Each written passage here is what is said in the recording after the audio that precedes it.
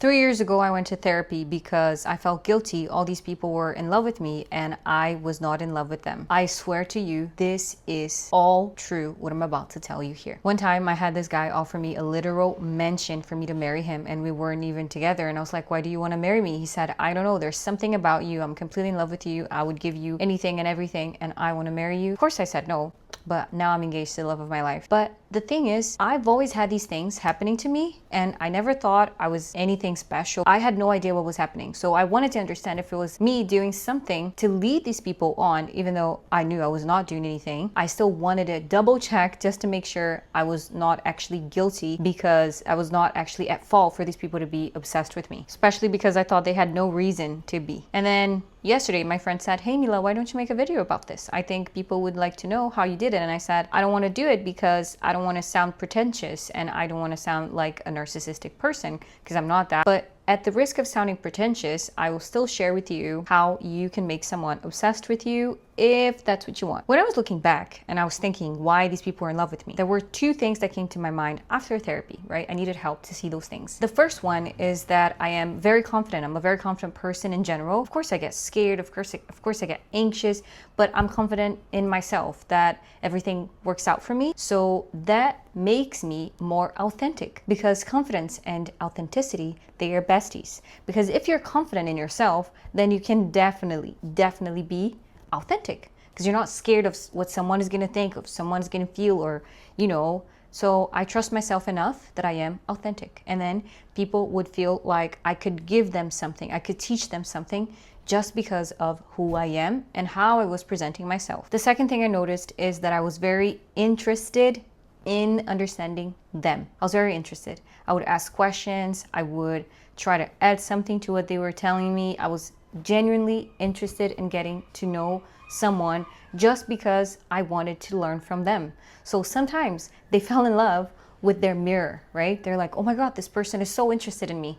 For sure, she must love me, or for sure this is my soulmate because she's so interested in me. And the third thing that I noticed, and that's where I want to get to, is that I've always been very obsessed with myself. I think I'm great. I think I deserve the best. I treat myself very well. I set my boundaries. So because I am obsessed with myself, then I would attract other people that would be obsessed with me, sometimes in a way that I did not like. For example, I think that guy should have saved his mention and trying to marry me for someone that actually loves him. So that made me feel bad. I didn't want that just for my ego. Just like, oh, this guy wants to marry me. No, he was in love with himself and with my own obsession for myself. He did not see me. So that didn't make me feel better in any way. And that's why I went to therapy, because every time that happened, and sometimes it was multiple people at the same time, it's like, what is going on here? Like, I don't want to be friends with you. I don't want to talk to you anymore because you clearly don't see me.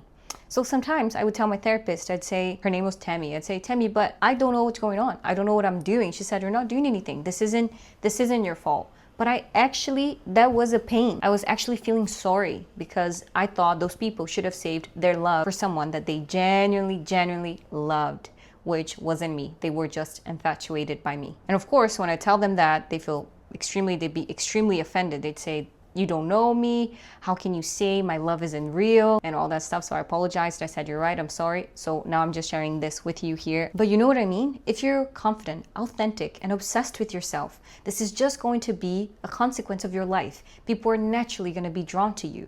They're naturally going to be interested in your life. And one thing that confident people don't do is that they don't chase people that don't want to be with them, because you respect that person. Remember, you are a confident person. What a confident person does, they respect themselves. So if you respect yourself, then for sure you're going to respect somebody else, right? You're going to respect their decision. You're not going to think, oh my God, they don't want me. How dare you not to like me? You're going to be like, that's totally fine. You know what? Sometimes I don't like other people either. And when I don't like somebody else, then it's just a natural thing in life. So you don't force anything, because remember, you are confident and you don't have time because you are obsessed with yourself, and that makes you extremely magnetic. You know that person that you look and say, there's something about them, you're like, they're very attractive, but that's not about how they look, it's just something with them. That's what I mean. This is going to be you once you're confident, authentic, and most important, obsessed with yourself. And when I say obsessed with yourself, is curious. Do you know yourself? Do you do things for yourself? Do you spend time with you? Do you know what you like, what you don't like, your aspirations, your dreams, your goals?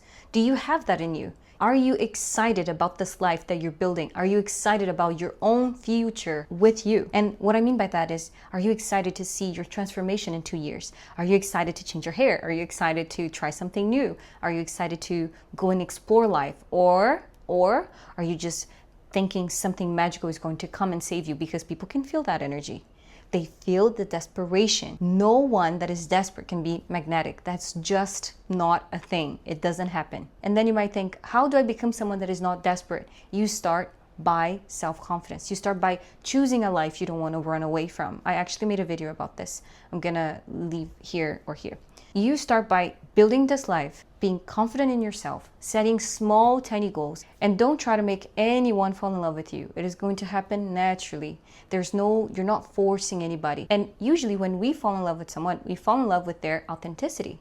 So it's just something that is going to happen naturally because you are going to become a magnetic person. Don't waste your time. Also, when I watch something about, oh, make that guy obsessed with you if you post a story like this, or ignore them if you want him to be obsessed with you, that doesn't work. That might work for his ego. But if you want his heart, then you have to be yourself. That is always going to be a good thing, even if you're rejected. Because if someone rejects you because you are yourself, then good for you, right? Amazing for you. That means you're not compatible. Why would you want to waste your time with that? So have goals. Be authentic, be confident, be the person that you would fall in love with. Would you fall in love with yourself at this moment? Do you look yourself in the mirror and are you proud of what you see in the mirror? And are you proud of what you see when it comes to who you are? These things matter, okay? And of course, if you want to be more magnetic, you do have to take care of yourself in all areas. So you do have to brush your hair, you do have to have basic hygiene, think about what you're wearing, if that makes you feel good, if that makes you feel comfortable, and your self-image. And of course, what you want people to feel when they look at you, because everything communicates something. For example, I'm here in my kitchen because I want you to feel like you are on a call with me. I'm wearing this because I don't want you to feel that I'm anything different than you or more special than you or anything like that. And I'm letting you see my pasta here behind me because I want you to know that I'm just a normal person, just like you. So everything communicates. Remember that as well, okay? I didn't mention in the beginning of this video, but I have a degree in neuroscience, so I study behavior all the time, and it took me some time to understand what was making people obsessed with me. I hope it didn't sound pretentious and that I gave you some light. And if you like this video, don't forget to subscribe, and I'll see you in the next one. Bye.